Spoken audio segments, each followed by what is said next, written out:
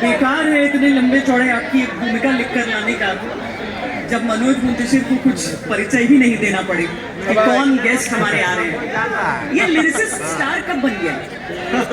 सबसे पहले के मुनाशे, मैंने भी बचपन से यही चीज सुनी है, जब भी बंगाली की बात आती बड़ा अच्छा लगता था वो सेंटेंस सुन के, आमी तुम्हाके भालोबाशे। मैं मेरी दोस्त श्वेता के सवाल का जवाब दूं उसके पहले मैं एक बार दिल से आपको बहुत बड़ा वाला थैंक यू कहना चाहता हूं। और क्यों कहना चाहता हूं ये सुन लीजिए आप, तालियां बाद में बजाइएगा। इसलिए दोस्त कि आपने ये कुर्सियां भर दी, ये इस कोने से लेके उस कोने तक आपने ये मंडप भर दिया, ये पंडाल भर दिया। विश्वास मानिए भरी हुई कुर्सियां देख के एक वक्ता को, एक कलाकार को वही खुशी होती है जो मेडल से भरा हुआ अपना सीना देखकर एक जवान को होती है, या फिर फसलों से भरा हुआ अपना खेत देखकर एक किसान को होती है। तो मेरे जीते हुए मेडल भी आप हैं, मेरी बोई हुई फसल भी आप हैं। एक बार अपने लिए दमदार तालियां बजाइए। Thank you Shweta. साहित्य आज तक है, जो कवि होते हैं, जो साहित्यकार होते हैं, उनसे लिरिसिस्ट को अलग समझा जाता रहा है। आपको ये महसूस हुआ है कभी? बड़ी हलचल है उस तरफ, थोड़ी हलचल कम हो तो मैं आपकी बात का जवाब दूं। बहुत बड़ा सवाल पूछा है आपने, सवाल सुना आपने? मैं चाहता हूं एक बार श्वेता फिर से पूछे ताकि वहां की हलचल। ये कह रही हूँ कि जब भी कोई कवियों का मन सजता है, उसमें एक लिरिसिस्ट, एक संगीत लिखने वाला, गाने लिखने वाला नहीं बैठता है वहां पर। मुझे लगता है कि आज के जो दुनिया के कवि हैं वो लिरिसिस्ट ही है, नहीं? देखिए ये एक ऐसा सवाल है जिसपे सिनेमा पिछले 80 सालों से विचार करता रहा है और साहित्य भी विचार करता रहा है। ये एक त्रासदी है, एक ट्रेजेडी है कि जो साहित्य की सभा होती है उसमें अक्सर गीतकारों को बैठने के लिए कुर्सी नहीं दी जाती। तो सबसे पहले तो मैं साहित्य आज तक का बहुत बहुत आभारी हूँ। सुप्रिया जी जहां भी हों उनका आभार, मेरे दोस्त पालीवाल जी उनका आभार, मिस्टर पुरी और पूरा इंडिया टुडे जो ग्रुप है उसका आभार कि एक लिरिसिस्ट को साहित्य की महफिल में बुलाया। ये बड़ी घटना है, मामूली चीज नहीं है, बड़ी बात है। तो आप एक बार आज तक के लिए तालियां बजाएं पहले। और श्वेता मुझे दुख इस बात का होता है कि गीतकार और कवि में या शायर में फर्क क्या होता है? फर्क सिर्फ इतना होता है कि जो शायर बातें बड़े बड़े लफ्जों में कहता है वही और वही विचार हमें इतना यूजर फ्रेंडली तरीके से बोलना होता है कि वो लोकगीत बन जाए, कि वो सबको समझ में आ जाए। अब देखिए तकरीबन 150 साल पहले मिर्जा गालिब कलकत्ता आए थे, पता है ना आपको? हाँ, तो वो शेर भी आपको याद ही होगा, कलकत्ते का जो जिक्र किया तूने हम नशी, कलकत्ते का जो जिक्र किया तूने। सुप्रिया जी नमस्ते। कलकत्ते का जो जिक्र किया तूने हम नशी, वो तीर मेरे सीने पे मारा के हाय हाय। तो जो चीज एक बड़ा शायर बड़े भारी अल्फाज में कहता है, एक गीतकार कोशिश करता है कि इसी को आसानी से कह दे। एक एग्जांपल देता हूं आपको, समझ पाएंगे आप। यूजर फ्रेंडली आपने कहा इसलिए मैं समझना चाहता हूं। बिल्कुल यूजर फ्रेंडली। अगर आप दीवाने गालिब पढ़ें तो दीवाने गालिब का जो पहली गजल है, पहले पन्ने पे, नक्श फरियादी है जिसकी शोखी तहरीर का, कागजी है पैरहन जिस पे करे तस्वीर का, कावे कावे सख्त जानी हाय तन्हाई न पूछ, सुबह करना शाम का लाना है जुए शीर का। नहीं समझे ना? बिल्कुल कोई बात नहीं। अब मैं आपको समझाता हूं, तुम बिन जिया जाए कैसे, कैसे जिया जाए तुम। समझ गए ना? दोनों बात एक ही थी। तो मिर्जा गालिब ने उस वक्त क्या कहा था कि तन्हाइयां मुझे इतना सताती हैं, इतना परेशान करती हैं, तुम्हारे इंतजार में दिन गुजारना इतना मुश्किल है जैसे पर्वतों का सीना चीर के दूध की नदियां बहाना मुश्किल है। इतना तो इंतजार मुश्किल है तुम्हारा। वाह वाह। एक फिल्मों का कवि जब उसके हाथ में कलम आती है, उसको सिचुएशन मिलता है, बड़ी विनम्रता से, बड़ी मासूमियत से लिखता है कि तुम बिन जिया जाए कैसे, कैसे जिया जाए तुम बिन, सदियों से लंबी है रातें, सदियों से लंबे हुए दिन। बात तो वही है। जब एक फिल्मी गीतकार के हाथ में कलम आती है, उसको मौका मिलता है अपने इस महान राष्ट्र के बारे में बात करने का, तो वो बच्चों की भाषा में इतनी सरलता से आपको आपका राष्ट्र गौरव याद दिलाता है, जो मैं मानता हूं, मैं बड़ी इज्जत करता हूं सारे साहित्यकारों की, कि बहुत सारे साहित्यकारों के लिए मुश्किल है। जब इंदिवर लिखते हैं कि जब जीरो दिया मेरे भारत ने दुनिया को तब गिनती आई, सच है कि नहीं? ये श्वेता जी के उस सवाल का जवाब है, और बहुत अच्छा उन्होंने सवाल पूछा कि साहित्य की सभा में गीतकारों को सम्मान क्यों नहीं मिलता। इंदिवर लिखते हैं, जब जीरो दिया मेरे भारत ने दुनिया को तब गिनती आई, तारों की भाषा भारत ने दुनिया को पहले सिखलाई। आज आप दिखाओ वो स्पेस सूट पहन के मून वॉक आप कर रहे हो, सही बात है, लेकिन अगर हमने एक डेसिमल न दिया होता, एक दशमलव न दिया होता, तो कभी आप धरती और चांद का डिस्टेंस कैलकुलेट नहीं कर पाते, चांद पे जाना छोड़ दो। इसलिए तो मैं कहती हूँ कि अगर देशभक्ति की कविताएं आप कहेंगे तो उसमें क्या है, मेरे वतन के लोगों का कोई स्थान नहीं हो सकता है। ये गीत है तो इसीलिए उससे दूर रह जाएगा क्या? बिल्कुल। और मुझे तो लगता है कि अगर हम पूरे उसकी बात कर लें, पूरे समयकाल की बात कर लें, तो मेरे वतन के लोगों या तेरी मिट्टी में मिल जाऊं, ये दो ऐसी साहित्य की कृतियां हैं जो सबसे बड़ी है देशभक्ति। बहुत बहुत आभार। उस गीत को, तेरी मिट्टी को इन लोगों ने बड़ा किया है। मैं जो इसके पहले बात कह रहा था वो पूरी कर लेता हूं कि इंदिवर जब लिखते हैं कि जब जीरो दिया मेरे भारत ने दुनिया को तब गिनती आई, वो उतनी ही बड़ी राष्ट्र सेवा कर रहे हैं जितना कि कोई भी बड़ा साहित्यकार करता। तारों की भाषा भारत ने पूरी दुनिया को सिखलाई, देता न दशमलव भारत तो यूं चांद पे जाना मुश्किल था, धरती और चांद की दूरी का अंदाजा लगाना मुश्किल था। सभ्यता जहां पहले जन्मी है जहां पे कला, अपना भारत वो भारत है जिसके पीछे संसार चला। फिल्मों का गीतकार आपकी जबान समझता है, आपका दर्द समझता है। जब आप देखते हैं जब जब फूल खिले, एक शिकारे वाला जो कश्मीर से मुंबई आता है और मुंबई में अपनी माशूका को, अपनी महबूबा को एक बॉलरूम डांस में कई पुरुषों के साथ डांस करता हुआ देखता है, उसकी जो तड़प है, मैं समझता हूं वो साहित्यकार से ज्यादा फिल्मी गीतकार लिख सकता था कि तेरी बाहों में देखूं सनम गैरों की बाहें, मैं लाऊंगा कहां से भला ऐसी निगाहें। तेरी बाहों में देखूं सनम गैरों की बाहें, मैं लाऊंगा कहां से भला ऐसी निगाहें। ये कोई रक्स होगा, कोई दस्तूर होगा, मुझे दस्तूर ऐसा कहां मंजूर होगा। भला कैसे ये मेरा लहू हो जाए पानी, मैं कैसे भूल जाऊं मैं हूं हिंदुस्तानी। सब फिल्मी नगमे हैं। बहुत फिर से सुप्री जी जैसे लोग हैं जो साहित्य आज तक की महफिल सजाते हैं, जहां ये समझते हैं कि शब्द साधक वो सिनेमा में लिखे, वो उपन्यास लिखे, वो नॉवल लिखे, वो किस्से लिखे, कहानी लिखे, वो सब बराबरी के लोग होते हैं, कोई छोटा कोई बड़ा नहीं होता।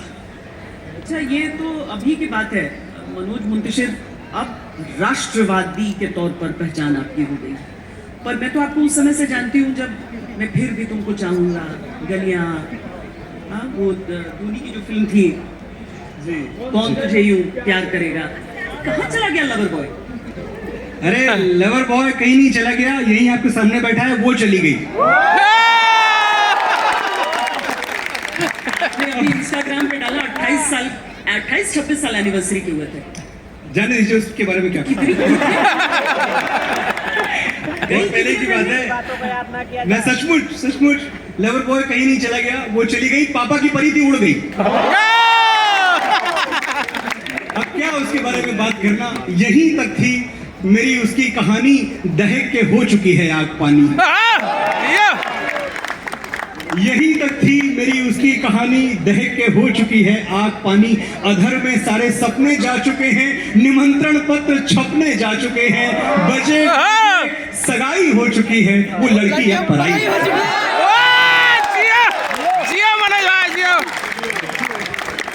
और पराई होके गई कहां?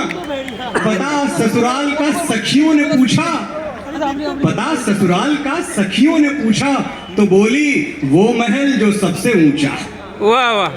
पता ससुराल का सखियों ने पूछा, तो बोली वो महल जो सबसे ऊंचा। कोई इंजीनियर है वो सुना है, जो मुझसे हैसियत में 10 गुना है। वाह वाह। मेरा और आपका प्यार ना, हमारे मोहल्ले का जितना भी प्यार है, वो एक डॉक्टर इंजीनियर उठा ले जाते हैं। है कि नहीं? सही कह रहा हूँ तो हाथ उठा दो एक बार। इधर कोई इंजीनियर है यहाँ? इंजीनियर बैठे, कोई जरा हाथ उठाए। तुम ही लोग ले गए हो, पता नहीं कितनों की मोहब्बत है। कोई इंजीनियर है वो सुना है जो मुझसे हैसियत में 10 गुना है, बड़ी कोठी है, लंबी कार भी है, किसी मंत्री का रिश्तेदार भी है। मेरी छोटी सी दुनिया में वो रहती तो मेरे जैसे ही दुख दर्द सहती। मिली हर चीज जो थी उसके काबिल, मैं देता भी तो क्या मामूली सा दिल। के दिल विल से रिहाई हो चुकी है, बल्कि अब हथेली पर। अच्छा, ऐसा नहीं है कि पढ़ाई होने के पहले मोहब्बत नहीं की, मोहब्बत तो बड़ी अच्छी वाली की, तब तो लगा कहीं जाएगी नहीं। हथेली पर वो मेरा नाम लिखती, हजारों बार सुबह शाम लिखती, कोई धुन गुनगुना के झूम लेती, वो अपने हाथ खुद ही चूम लेती। मगर इसमें तो कोई शक नहीं है, मोहब्बत मुफलिसों का हक नहीं है। गरीबों को प्यार नहीं मिलता, मगर इसमें तो कोई शक नहीं है, मोहब्बत मुफलिसों का हक नहीं है। वो उंगली जब मेरे हाथों से छूटी, पहन ली उसने हीरे की अंगूठी। हथेली वो पिया से जा जुड़ी है, सुना मेहंदी बड़ी गहरी चढ़ी है। बड़ी लंबी जुदाई हो चुकी है श्वेता जी, वो लड़की अब पराई है। कुछ कह रहे हैं आप, कहिए। प्यार में कुछ कमी होगा। समझ रहे हैं आप? मुझे आवाज अब बहुत दर्द, अरे यार दर्द के सिवा है क्या? भाई सुनो, सवाल एक छोटा सा था जिसके पीछे ये पूरी जिंदगी बर्बाद कर ली। सवाल एक छोटा सा था जिसके पीछे ये पूरी जिंदगी बर्बाद कर ली। भुलाऊं किस तरह वो दोनों आंखें किताबों की तरह जो तो समझ नहीं आ रहा, लोग दाद दे रहे हैं या आह क्या कर रहे हैं? देखिए, दोनों।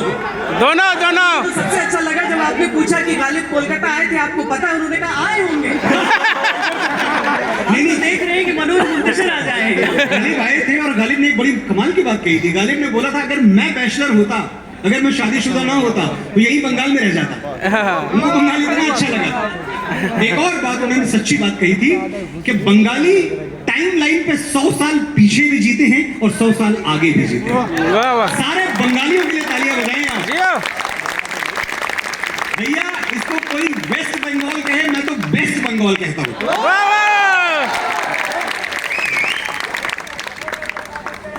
आज महाशिवरात्रि का त्योहार भी है। मनोज मुंतशिर अचानक शुक्ला क्यों लगाने लगे नाम के पीछे? नहीं, अचानक नहीं, मैं तो शुक्ला था। नहीं लगा, पहले आपका नाम कभी भी अगर अब कैसेट तो बहुत दिनों से आए नहीं, लेकिन उस पर भी अगर लिखा रहता था तो मनोज मुंतशिर लिखा। क्योंकि तब तक मुझे पता नहीं था कि मेरे नाम पे, मेरे सरनेम पे इतने सवाल उठाए जाएंगे। मैं तो एक ऐसे हिंदुस्तान में मैंने आंखें खोली, एक ऐसे हिंदुस्तान में लिखना सीखा जहां आमतौर पे अगर आप मनोज हैं, शुक्ला हैं, मुंतशिर हैं, कोई फर्क नहीं पड़ता था किसी को। लेकिन मैंने अचानक देखा कि जब से मैंने राष्ट्रहित में आवाज बुलंद करनी शुरू की, तब से मेरे ऊपर बड़े पत्थर पड़ने लगे कि खुद तो मुंतशिर हो, बड़ी बड़ी बातें करते हो, तुमने अपना नाम छोड़ दिया शुक्ला। अरे शुक्ला नाम छोड़ा नहीं था मेरे पासपोर्ट पे, मनोज मुंतशिर शुक्ला पहला पासपोर्ट जिस दिन बना था 2001 में बना था, 2001 से आज तक वही नाम है। छोटा कर दिया था खाली कि ठीक है मनोज मुंतशिर सही। लेकिन अब जब मुझे लगा कि वापस शुक्ला होना जरूरी है तो मैं शुक्ला हो गया।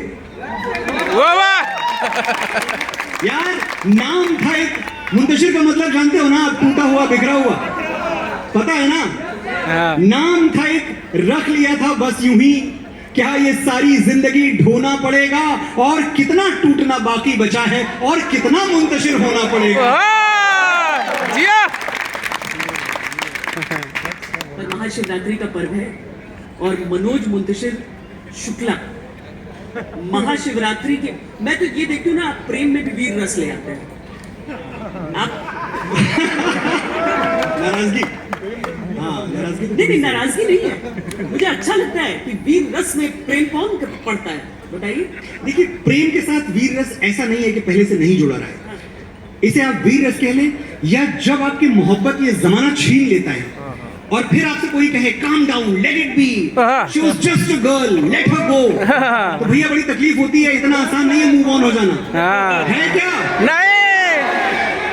ये जो बड़ी बड़ी बातें लोग करते हैं ना, हमें, अच्छा मेरे पिताजी मेरी काउंसलिंग किया करते थे। मुझसे कहते, बेटा तुम वो गीत सुनो, छोड़ दे सारी दुनिया किसी के लिए, ये मुनासिब नहीं आदमी के लिए, प्यार से भी जरूरी कई काम है, प्यार सब कुछ नहीं जिंदगी के लिए, भूल जाओ उसको। मैं उनसे कैसे कहता कि तुम तो ऐसे कह रहे हो जैसे मेरे बस में है, मैं उसे कैसे भुला दूं जो मेरी नस नस में है। इतना आसान है मूव ऑन हो जाना, इतना आसान है किसी को भुला देना जिसके साथ आपने सपने देखे हों जिंदगी गुजारने के, ऐसे भूल जाओ। अच्छा, एक बार आप चलिए, बहुत बड़े 30 मार खां निकले, आपने उसको मूव ऑन कर भी दिया, आप आगे बढ़ भी गए, तो भाई साहब एक सच ये है कि सब बाहर का दिखावा है, कि बाहर से तो कब का तुझे रुखसत भी कर दिया, मैं क्या करूं अंदर से मेरे तू नहीं जाती। 7 जन्म लगेगा। यही तो होता है दोस्त, तुम्हारा दर्द बोल रहा हूं मैं, सुनना। 7 जन्म। तो बाहर से तो कब का तुझे रुखसत भी कर दिया, मैं क्या करूं अंदर से मेरे तू नहीं जाती, 10 बार धुल चुका हूं मैं वॉशिंग मशीन में, पर मेरी शर्ट से तेरी खुशबू नहीं जाती।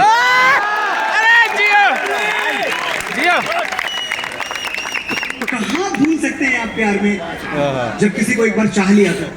और आपने बोला वीर रस, मैं समझता हूं कि वीर रस का जो पहला एग्जाम्पल है मोहब्बत में, वो दुनिया की पहली प्रेम कहानी से आता है। और मैं आपसे पूछूं कि दुनिया की पहली प्रेम कहानी कौन सी है, तो आप क्या नाम लेंगे? बढ़िया ऑडियंस मुझे जिंदगी में आज तक नहीं मिली। हर हर महादेव, पार्वती पते,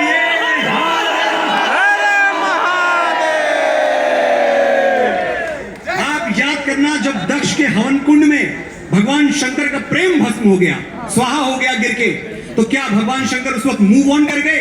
नहीं। शंकर का क्रोध याद करिए, सती का शव उठाया और जो रौद्र तांडव शुरू किया है, आज मेरा प्रेम मुझसे छिन गया, आज तो ज्वालामुखी है क्रोध मेरा। हमें अगर गुस्सा आता है ना मोहब्बत खोने पे, तो कहना जब तुम्हें कोई समझाए कि भाई तुम नाराज क्यों हो रहे हो, क्योंकि हमारे भोलेनाथ भी हुए थे, इसलिए हम भी होंगे। आज मेरा प्रेम मुझसे छिन गया, आज तो ज्वालामुखी है क्रोध मेरा, मरघटों का देवता हूं, शिव हूं मैं, आज देखेगा जगत प्रतिशोध मेरा। प्रार्थना करना कि जब तक हर हर महादेव, मरघटों का देवता हूं, शिव हूं मैं, आज देखेगा जगत प्रतिशोध मेरा। प्रार्थना करना कि जब तक सृष्टि है टूट के कोई न रोए, प्यार में रक्त टपका यदि प्रणय की आंख से, तो प्रलय होगी सकल संसार में। खोलता हूं तीसरा मैं नेत्र अपना, मृत्यु तांडव होगा अब सर्वस्व पर, कंठ में जो रोक रखा था युगों से, विष उगल दूंगा वो पूरे विश्व पर। हर हर महादेव, हर हर महादेव, हर हर महादेव। खोलता हूं तीसरा मैं नेत्र अपना, मृत्यु तांडव होगा अब सर्वस्व पर, कंठ में जो रोक रखा था युगों से, विष उगल दूंगा वो पूरे विश्व पर, तोड़ दूंगा तारिकाएं मैं गगन की, और धरा का घूमना भी रोक दूंगा, जिस अगन में जल गई तुम आज प्रियवर, मैं उसी अग्नि में ये जग झोंक दूंगा।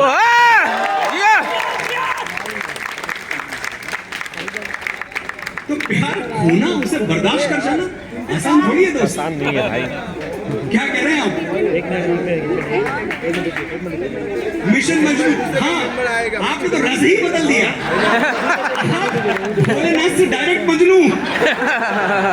पर लौटते हैं, मिशन मजनू पे भी आते हैं दोस्त। थैंक यू, आपको वो गाना याद मुझे है? लगता है जिस प्रश्न से हमने शुरुआत की थी, एक गीतकार बनाम कवि, जो कि कोई कॉम्पिटिशन नहीं है, वो कविता ही कर रहा है, लेकिन मुझे ऐसा लगता है कि मनोज मुंतशिर गीतकार है, एक प्रोड्यूसर के लिए, डायरेक्टर के लिए उसके हिसाब से गीत लिखने के लिए, लेकिन एक दूसरा मनोज मुंतशिर भी है जो अपना दायित्व देख रहा है समाज के प्रति, और उस वजह से वो शिव पार्वती की कहानी फिर सुनाता है। बिल्कुल, और ये दायित्व तो देखना ही चाहिए, क्योंकि मुझे लगता है जब आपके हाथ में कलम दी जाए तो आप कलम को लेकर कभी गैर जिम्मेदार नहीं हो सकते। यहाँ बहुत सारे लोग बैठे हैं, कितने ऐसे हैं जिनको लिखने पढ़ने का शौक है? हाथ उठाएं एक बार। अरे वाह, क्या बात है। मेरा भारत, नया भारत ऐसे ऐसे लेखक पैदा करेगा कि दुनिया देखती रह जाएगी। तालियां बजाओ अपने लिए। आपको पता है चिंपैंजी में, जो कि बंदर की प्रजाति है, चिंपैंजी में और इंसान में तकरीबन, ये मेडिकल साइंस कहता है, बायोलॉजी कहती है कि 40 लाख सालों का इवोल्यूशन है। और फर्क क्या है चिंपैंजी में इंसान में? चिंपैंजी सब कुछ इंसान जैसा कर सकता है, उसकी एनाटॉमी, उसकी मॉर्फोलॉजी, पूरी की पूरी बॉडी का जो कॉन्स्टिट्यूशन है इंसान की तरह है। एक अंतर है, ये तर्जनी और ये अंगूठा, देख रहे हैं, ये तर्जनी और ये अंगूठा, ये चिंपैंजी मिला के एक नहीं कर सकता। यानी बंदर कलम नहीं पकड़ सकता, इंसान ने 40 लाख साल इवोल्यूशन झेला है कलम पकड़ने के लिए। तो 40 लाख साल के इवोल्यूशन के बाद अगर आपके हाथों में कलम आई है, तो क्या आप समाज के लिए अपनी जिम्मेदारी नहीं निभाएंगे? आप क्या करते रहेंगे? आप सिर्फ जुल्फों पे, गालों पे ऐसे बताइए। और ये शोहरत के लिए ठीक है, लेकिन आपको समाज के लिए दायित्व तो निभाना पड़ेगा। वो जिसे लिख के शर्म आ जाए, ऐसा नगमा कोई लिख जाऊं क्या? शोहरतें भी हैं जरूरी, लेकिन शोहरतों के लिए बिक जाऊं क्या? अभी ऐसी स्थिति नहीं है। ये आप नहीं चाहते हो और सिचुएशन ऐसा दिया जाए, मनोज इस पर लिखो। नहीं, मैं ऐसा कभी करूंगा ही नहीं। और मैं ये बात बिल्कुल, आज मैं इतने बड़े मंच पे और इतने बढ़िया सुनने वालों के बीच में बैठा हुआ हूं, मेरी आवाज यहां से लेके मेरी फिल्म इंडस्ट्री तक जा रही है। जो सिचुएशन, जो गीत, जो फिल्म मेरी धारणाओं के अनुरूप नहीं होगी, मनोज मुंतशिर की कलम कभी उस पर नहीं चलेगी। कहते हैं फिल्म इंडस्ट्री बंट गई पिछले कुछ सालों में, क्योंकि अभी तक एक तो सोशल मीडिया नहीं था, लोग अपनी राय रखते नहीं थे। अब राय रखने लगे तो पता चला अच्छा एक धड़ा ऐसा सोचता है, एक ऐसा सोचता है। क्या वाकई बंटी है? क्या मनोज मुंतशिर अगर राष्ट्रवाद की बातें करते हैं, अगर धर्म की बात करते हैं, तो क्या कुछ लोग हैं जिन्होंने इनकार किया है कि हम काम नहीं करेंगे इसके साथ? देखिए, पहली चीज तो ये कि पूरी दुनिया बटी हुई है, पूरा देश बटा हुआ है, हर सेक्टर बटा हुआ है, और ये अच्छी चीज है, मैं इसको कुछ बुरा नहीं मानता। अगर मैं और आप अलग सोच रहे हैं, बहुत अच्छी बात है। आप अपना सोचिए, मुझे अपना सोचने दें। हम तर्क कर सकते हैं, वाद विवाद कर सकते हैं, बहस कर सकते हैं, and we can agree to disagree. कोई जरूरी नहीं कि आप मेरी मान लो, मैं आपकी मान लूं। लेकिन प्रॉब्लम तब होती है जब आप मुझे खामोश करवाना चाहते हो। तो खामोश तो मैं होने से रहा, मनोज भाई, चुप तो करवा नहीं पाओगे। मैं इसलिए जिंदा हूं कि मैं बोल रहा हूं। दुनिया किसी गूंगे की कहानी नहीं कहती। और मैं बोलता रहूंगा, मैं उस महान राष्ट्र के लिए बोलता रहूंगा जिसका शजरा आप देखते हैं तो लाखों वर्षों पुराना है। मैं उस देश के लिए बोलता रहूंगा जिसका इतिहास इतना उज्जवल, इतना सुंदर, इतना दैदीप्यमान है कि अगर आप सुनेंगे और पढ़ेंगे तो आपकी आंखों से भर भर आंसू बहने लगेंगे। ऐसी हिस्ट्री है हमारी।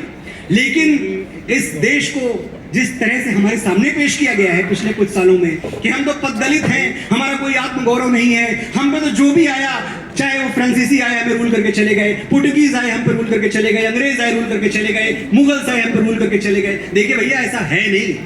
आप एक छोटे से वक्फे को, ठीक है हमारी कमजोरी का 100-200 साल रहे होंगे, वो हम मानते हैं, लेकिन उससे आप क्या डिस्काउंट कर सकते हैं कि 10,000 सालों की जो रिटन हिस्ट्री हमारे पास है? देखो हमारी ओर, पहचानो हमें। हम वही हैं जो बाण भेद के धरती से धारा निकाल लिया।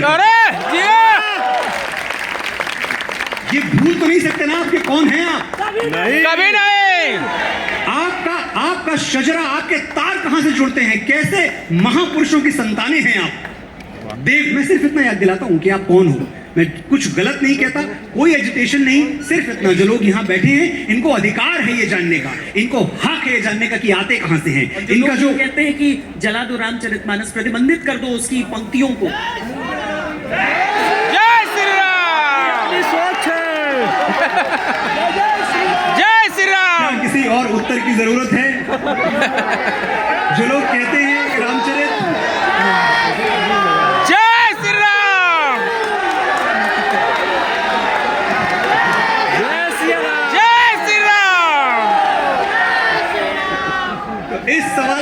जवाब तो आपने दे दिया, इस सवाल के जवाब आपने दे दिया कि इस देश में दो तरह के लोग हैं, एक जो पुस्तकों को संभालते हैं, पुस्तकों को प्यार करते हैं, और दूसरे बख्तियार खिलजी जैसे जो पुस्तकों को आग लगाते हैं, धर्म ग्रंथों। तो हम बख्तियार खिलजी की औलादे नहीं हैं, हम भगवान श्री राम की औलादे हैं। और ये जय श्री राम। और जो परिचय अधूरा रह गया था वो परिचय दे देता हूं कि देखो हमारी ओर, पहचानो हमें, हम वही हैं जो बाण भेद के धरती से धारा निकाल दिया करते थे, एक उंगली पे गोवर्धन उठा लिया करते थे। हम ही थे वो दिलेर जो चक्रव्यूह में वापस लौटने की विद्या सीखे बगैर गए। अभिमन्यु के लिए तालियां बजनी चाहिए। आप जैसा एक नौजवान जिसको पता था कि मैं चक्रव्यूह में जीवित प्रवेश करूंगा पर जीवित वापस नहीं आऊंगा, फिर भी उसने यू टर्न नहीं लिया, उसने बहाना नहीं ढूंढा, घुस गया चक्रव्यूह में और 25 महारथियों को बाहर के बाहर निकला। हम ही थे वो दिलेर जो चक्रव्यूह में वापस लौटने की विद्या सीखे बगैर गए, और वो भी हम ही थे जिनके नाम के पत्थर पानी में तैर गए। हर हर महादेव। जय जय श्री राम। जय जय श्री राम। हर हर महादेव। हम मारना भी जानते हैं और बचाना भी। हम मारना भी जानते हैं साथियों, और बचाना भी। हमने दुश्मनों के लिए फाइटर जेट्स बनाए, संगीन बनाई, और जब जिंदगी की सांस टूटने लगी तो हम ही ने वैक्सीन बनाई। आज से 100 साल पहले कहा जाता था कि महामारियों में सबसे ज्यादा लाशें उठाने वाला देश भारत है। नया भारत देखो, आज कहते हैं कि दुनिया की सबसे बड़ी वैक्सीन ड्राइव चलाने वाला देश भारत है। भारत माता की जय। वंदे मातरम। वंदे मातरम। हम मारना भी जानते हैं और बचाना भी जानते हैं। हमने दुश्मन के लिए फाइटर जेट्स बनाए, संगीन बनाई, और जब जिंदगी की सांस टूटने लगी तो हम ही ने वैक्सीन बनाई और लिख दिया उस पे सर्वे संतु निरामया, यानी ईश्वर सिर्फ हम पर ही नहीं, हर किसी पर, प्राणी मात्र पर करे दया। हम जाबाज हैं, जियाले हैं, आंधियों से खेले हैं, बिजलियों के पाले हैं, हम शांति का सवेरा हैं, मानवता के उजाले हैं, पहचानो हमें, हम भारत वाले हैं। मोहब्बत पर भी थोड़ा हो जाए। जय जय सिया राम। हर हर एक बात आपको महादेव। बता दूं, अगला सवाल श्वेता जी पूछे, भारत माता की जय आप कहते हैं, क्या आप जानते हैं भारत शब्द का अर्थ क्या है? भारत, और ये साहित्य आज तक ये एक ऐसा मंच है जहां से विचारों का प्रवाह होता है। मैं चाहता हूं आज यहां मैं बोल के जाऊं, भारत शब्द का अर्थ इंडिया नहीं है साथियों। भारत दो धातुओं को मिला के बनता है संस्कृत की, भा और रत। भा का मतलब है प्रकाश, जहां भी भा आता है प्रकाश के अर्थों में आता है। जैसे आभा मतलब उजाला, भानु यानी सूर्य, भास्कर यानी सूर्य, प्रभात यानी सवेरा, हर जगह भा है और हर जगह प्रकाश है। रत का मतलब लगा हुआ, जुटा हुआ, शिक्षा रत, साधना रत, तपस्या रत। तो जो प्रकाश की खोज में रत है वही मेरा और आपका भारत है। तो आज के बाद जब आप कभी भारत माता की जय के नारे लगाएं, और लगने ही चाहिए, तो भारत शब्द का जय भारत माता की। भारत माता की। भारत माता की।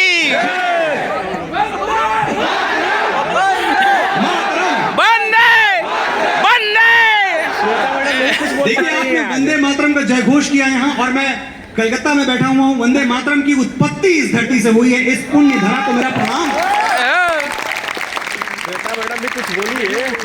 मुझे श्वेता बहुत तकलीफ होती है जब इस देश में कोई ये कहता है कि हम वंदे मातरम नहीं बोलेंगे। हम वंदे मातरम इसलिए नहीं बोलेंगे, हर धर्म का, हर मजहब का इतना आदर हम सबके मन में होना चाहिए कि कोई भी ऐसा रिलीजियस सिंबल ना हो जिसके आगे आपका सर न झुका हो, कहीं से भी आए। लेकिन ये हमें कभी नहीं भूलना चाहिए कि सबसे बड़ा धर्म राष्ट्र धर्म है, राष्ट्र से बड़ा कुछ नहीं। तो जब आप ये कहते हैं कि आप वंदे मातरम नहीं बोलेंगे तो शायद आप राष्ट्र धर्म की अवहेलना कर रहे हैं उस वक्त। और क्यों नहीं बोलेंगे यार? आप कहते हैं हमारा मजहब नहीं कहता, हमारा जो रिलीजन है हमें इससे इनकार करता है, और कॉन्स्टिट्यूशन में नहीं लिखा है। भैया संविधान में तो ये भी नहीं लिखा है कि आप किस तरह के कपड़े पहने, आप जूते पहने, चप्पल पहने। तो क्या हर चीज संविधान में लिखे से होनी है या श्रद्धा से भी कुछ होगा तुम्हारे यहाँ? जब इस धरती पे सबका बराबर हक है तो हर कोई वंदे मातरम क्यों नहीं कहेगा? जो तोले दिल के रिश्तों को बना है वो तराजू क्या? अगर दोनों ही भाई हैं तो फिर मैं क्या, तो फिर तू क्या? ये मिट्टी तेरी भी माँ है, ये मिट्टी मेरी भी माँ है, तो माँ को सर झुकाने में मुसलमान और हिंदू क्या? वंदे मातरम, वंदे। ऐसा मंच याद नहीं आ रहा है जहां पर शुरुआत आह और दाद के साथ हुई थी, हर हर महादेव जय श्री राम के नारे लगे हों और फिर भारत माता की जय के नारे लगे। अब आप समझ रहे हैं कि मैं बोल रही हूँ प्रेम रस, वीर रस। वो जो खाजों में कविता और साहित्य बटा करते थे वो बटा करते होंगे। आज ऑलराउंडर कवि यहाँ पर मिला। तारीफ कम कर रही है भाई आप। ये सब इन्हीं की महिमा है। डरे सहमे हुए लफ्जों में कुछ लिखा हमने, बने वो नगमे तभी जब तुम्हें पसंद हुए। हमारा कद तो कभी इतना बड़ा था ही नहीं, तुम्हारे कंधों पे बैठे तो हम बुलंद हुए। इस दुनिया में कोई भी वक्ता अपने श्रोता से बड़ा नहीं हो सकता। अगर आप मुझे बड़ा कह रही हैं तो आप इनडायरेक्टली उनको बड़ा कह रही हैं। मैं उनकी वजह से बड़ा। एक बार श्रृंगार रस पे लौटे क्या? हाँ श्योर, जरूरी है। पूरे तो नहीं रह गए थे कई सब। कौन तुझे प्यार करेगा? क्योंकि जो गई छोड़कर, जिसकी वजह से आपने वो सब कुछ लिख डाला, वो अगर सामने आ जाए तो मनोज मुंतशिर क्या करेंगे? सर कौन तुझे प्यार करेगा? सामने आ जाए श्वेता तो मैं उससे पूछूंगा कि वो मोहब्बत जो मैंने तुमसे की क्या कभी उसको भूल पाती हो? वो मोहब्बत जो मैंने तुमसे की क्या कभी उसको भूल पाती हो? जब मुझे देखती हो टीवी पर अपने बच्चों को क्या बताती? वाह वाह।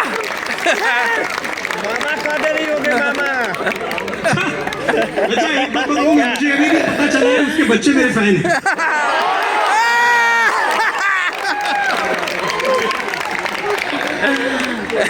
अच्छा मुझे छोड़ा क्यों गया था ये पता है आपको? बता दीजिए। मैंने रिजेक्ट होने में पीएचडी की हुई। किसी ने किसी वजह से छोड़ दिया, किसी ने किसी वजह से छोड़ दिया। वसीम बरदरी साहब का बड़ा अच्छा शेर था कि तू छोड़ रहा है तो खता इसमें तेरी क्या, तू छोड़ रहा है तो खता इसमें तेरी क्या, हर शख्स मेरा साथ निभा भी नहीं सकता। श्वेता मुझे इसलिए छोड़ दिया कि मुझसे पूछा कॉलेज में कि अब क्या करोगे? कोई कह रहा है मैं डॉक्टर बनूंगा, कोई मेडिकल करेगा, कोई इंजीनियरिंग में जा रहा है, कोई एमबीए के लिए ट्राई कर रहा है, कोई फॉरेन जा रहा है, तुम क्या करोगे? मैंने कहा देखो भैया मैं फिल्मों में जाऊंगा, गाने लिखूंगा, कहानी खत्म, फुल स्टॉप। पापा की परी उड़ गई यहीं। बहुत याद आ रहा होगा। गाने लिखोगे, उसके बाद फोन आना बंद, फोन लेना बंद, चिट्ठियों के जवाब आने बंद। अब मैंने चिट्ठी की बात की तो आप सबको लगता होगा भैया कौन से युग के हैं कि चिट्ठी लिखा करते थे। पर हाँ हमारा प्यार चिट्ठियों वाला ही था। हर फैसला होता नहीं सिक्का उछाल के, ये दिल का मामला है जरा देखभाल के। मोबाइलों के दौर के आशिक को क्या पता रखते थे कैसे खत पे कलेजा निकाल बहुत गर्म हो गया। तो फोन लेना बंद हो गया और मैं तड़पता रह गया। सिर्फ 5 मिनट बचे, सिर्फ 5 मिनट। आगे टाइम बढ़ाइए, बढ़ेगा भी टाइम। टाइम बढ़ा दीजिए, टाइम बढ़ा दीजिए। आज तक बात खत्म कर लेते हैं। टाइम का लिमिटेशन नहीं है। कहानी नहीं सुनोगे? हाँ सुनेंगे। सुन लो ना कहानी एक बार। सुना दीजिए। हुआ क्या कि चिट्ठी पत्री बंद, फोन बंद, और मैं तड़पता रह गया। और मैं दिन रात सोचता कि वक्त, दुनिया, समाज या हालात कौन है जिससे इतना डरती हो? वक्त, दुनिया, समाज या हालात? कौन है जिससे इतना डरती हो? उंगलियों पर है बंदिशें किसकी? क्यों मुझे फोन नहीं करती? क्या बात है? अब भी एक आवाज पे आ जाऊंगा खिंचकर, ढूंढो कोई बहाना, बुलाओ तो किसी रोज। 9, 8, 205 और आखिर में 607 नंबर वही है मेरा, मिलाओ तो किसी रोज। पर नंबर ही नहीं मिलाया। नंबर इसलिए नहीं मिलाया कि अरे ये तो नकारा है, ये तो बेरोजगार है, ये लाइफ में कुछ नहीं करेगा, इसका कुछ नहीं होने वाला। और हमने क्या किया? जो लिखता है मुकद्दर की इबारत, वो तेरी सोच से ज्यादा बड़ा है। जो लिखता है मुकद्दर की इबारत, वो तेरी सोच से ज्यादा बड़ा है। जिसे ठुकरा दिया मिट्टी समझ के, वो लड़का आज तारों पे खड़ा है। पछता रही होगी। मेरी प्यारी बहनें यहाँ बैठी हुई हैं, किसी को इसलिए मत ठुकराना कि उसकी जेब फटी हुई है। क्या बात है? ढूंढ उजड़े हुए लोगों में वफा के मोती, खजाने तुझे मुमकिन है खराबों में मिले। मोहब्बत मुफलिसों का हक नहीं है, लेकिन जिस तरह से मोहब्बत एक मुफलिस कर सकता है, कोई दौलत वाला क्या करेगा? पैसा से कुछ होना है। टूटे हुए दिलों के सबसे बड़े प्रवक्ता। देखिए जो फरमाइश आ रही है वो करी दीजिए। देखिए वो तेरी मिट्टी, तेरी मिट्टी। आखिर के 2 मिनट में खड़ा हो जाऊं, अगर आप इजाजत दें।